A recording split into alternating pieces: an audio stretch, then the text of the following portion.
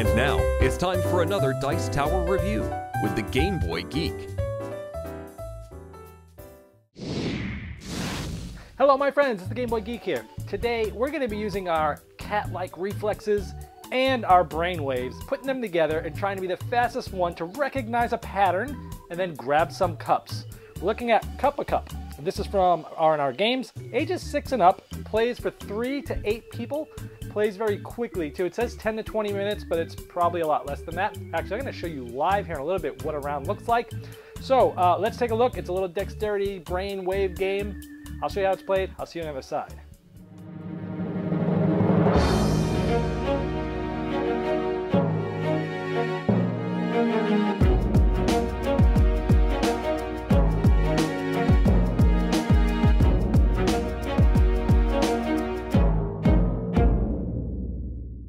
So here in Cup a Cup, we have 9 different cups, and the cups are going to have 3 different colors: red, blue, yellow, and 3 different shapes: triangle, circle, square in each of those colors. And you can see they have some nice little different giggly faces depending on the cups that are there. They're quite cute.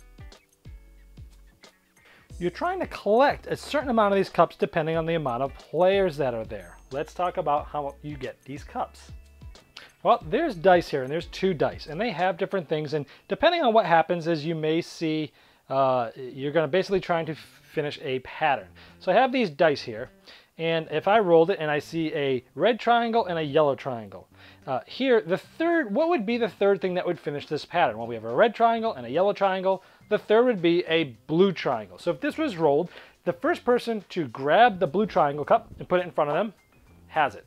Now, if that cup was already in front of someone, that person has to pick up the cup in front of them to keep it. Or somebody else might take it from in front of them and put it in front of themselves. So as the game goes on and more new patterns get made, the cups start to slowly disappear and get in front of other people. So let's look at some other patterns that might happen. So what if we have 2 red triangles? Well, the third one there is a third red triangle, so you would get the red triangle one.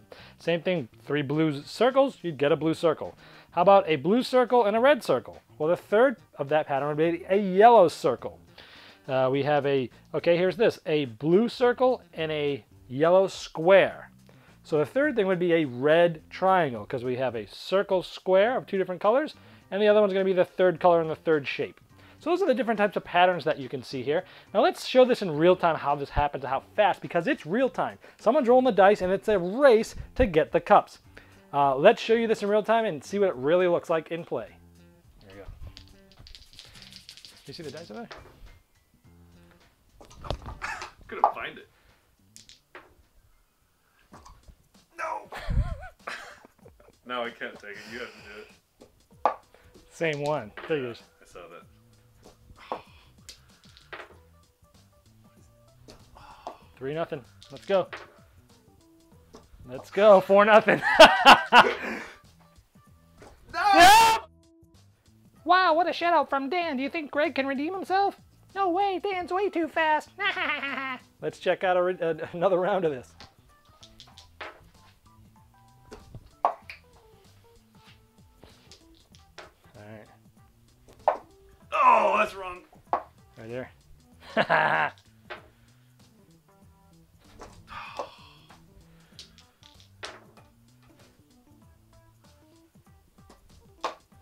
Wow! What, can I shut you out? Oh, he saves it. Oh, 2 in a row! That's it, 5-2. All right, there's Cup a Cup. I hope you enjoyed watching me play that in real time. I really like speed games in general. It's kind of like the only type of game I'm actually any good at.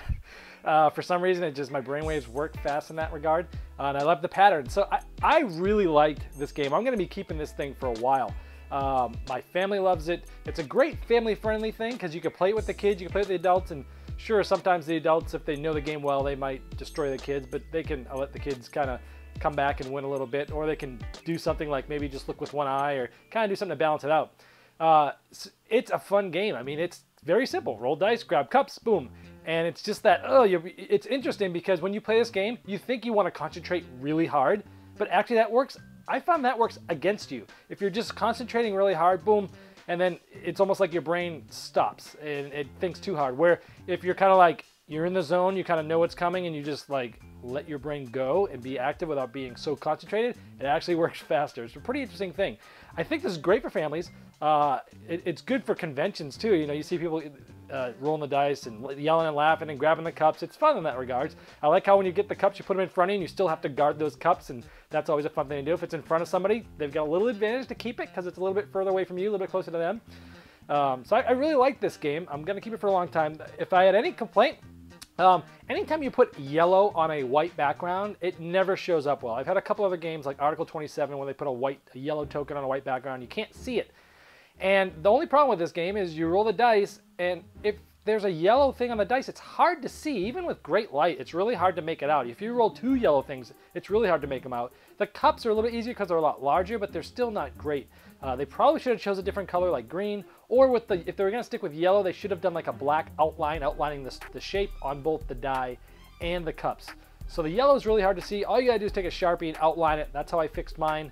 And that's how I think you probably want to fix yours, because otherwise it makes it hard. You're already brain's trying to figure things out, and then you're trying to actually see what it is. And it deters from the game a little bit, but a Sharpie fixes that, no big deal.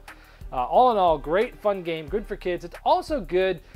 This could easily be used in some type of rehabilitation centers where people who have maybe had some head trauma or coming back from a stroke or things like that, and they're trying to get their brainwaves working again, and don't even use the speed, but just roll the dice and see if they can put the patterns together. And as they get better and better, these are types of games I could see being used in rehabilitation centers and things like that. Overall, a fun little game, Cup a Cup.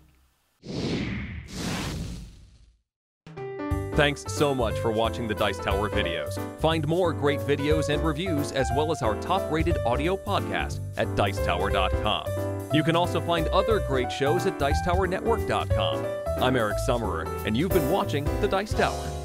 The Dice Tower is sponsored by Cool Stuff Inc., where you can find great games for great prices. Cool stuff in stock. Check them out at CoolStuffInc.com.